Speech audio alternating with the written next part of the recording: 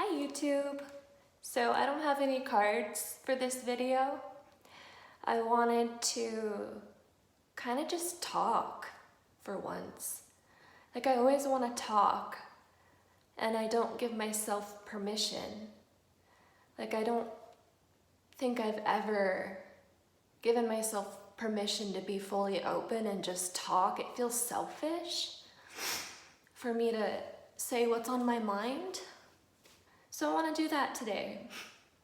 I want to be nice to myself and just talk about something. But first, I want to explain this room because, first of all, I know this is very visible, this white, dusty looking stuff on the ground. It's because I recently painted and there were holes in the wall that I had to, my boyfriend did it. He plugged the walls with putty, and when the putty dried, I had to sand the wall so that I could paint over it. So that's what this stuff is. I'm not on coke or anything, but, sorry. Another thing is that thing in the background. One of my friends asked me about it yesterday. It's a pipe. So the mystery pipe is, I'm glad to explain it because I'm sure it would bug people reasonably. You'd be reasonable to be bugged by that pipe. But it's because this used to be a hair salon. My sister had her business running through here.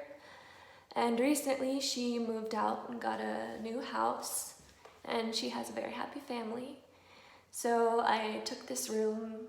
It used to be my old bedroom. I took this room back and I use it for the videos. I'm not really sorry that it's in such a visually awkward state, but I did feel like I should explain why it looks the way it does. Anyway, today I wanted to talk about self-expectation because I woke up thinking about it. But I mostly want to talk about how the aspect of self-expectation where it becomes harmful, like to me it means focusing so much on what we're trying to become and what we're trying to be that in that process our flaws become magnified. And I wanted to talk about this because maybe it'll resonate with somebody out there and they'll feel a little more validated, hopefully, because whenever I hear someone talking that is going through something I'm going through, it just feels really good. Like, I never talk about myself normally, but when other people talk about themselves, I love it. I love hearing people talk about themselves. And it's just weird that I don't do this because on the other side, I want people to talk about themselves so much. Like I love sitting with people I don't know and just hearing their story. It just makes me feel alive. And I wanted to give that to myself today, so I'm going to. Anyway, self-expectation to the point of harmfulness. It's this thing that we do as people where we expect ourselves to become better people by focusing on flaws and judging them. And I realized just by progressing through my life that you can't focus too much on your flaws and become a better person at the same time. Because what's happening is you're creating a harmful inner world. It's creating a toxicity and it kind of just kills the joy of life. Like I've done this so much. I've focused so much on my flaws that I've gotten nothing done. I will sit and focus so much on my flaws that I can't move. I am the most self-judgmental person I think that I've ever known. And it's very paralyzing. And if I could help somebody let go of their self-judgments, I would love to do that. Maybe I can start just by talking about, just talking about it. So my experience with harmful self-expectation comes from when I was a teenager. I discovered I could sing. Well, actually, I was 10 or 11 years old when I realized I could sing. But when I was a teenager, I realized I could write music as well. And from there, it became, to this day, way more harmful than anything that I've ever done, self-harmful. It brings me so much joy, but it also just kills me because I'm so focused on what it needs to be and what it needs to become that it's sucking the life and joy out of it. And this is harmful self-expectation.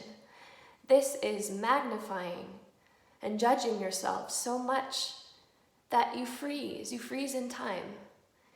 And I think even as a society, I look at it and I think we're realizing that this is not working anymore, because you see so much promotion now of self-positivity and self-love, self-care, all that stuff, because we don't like how it feels anymore.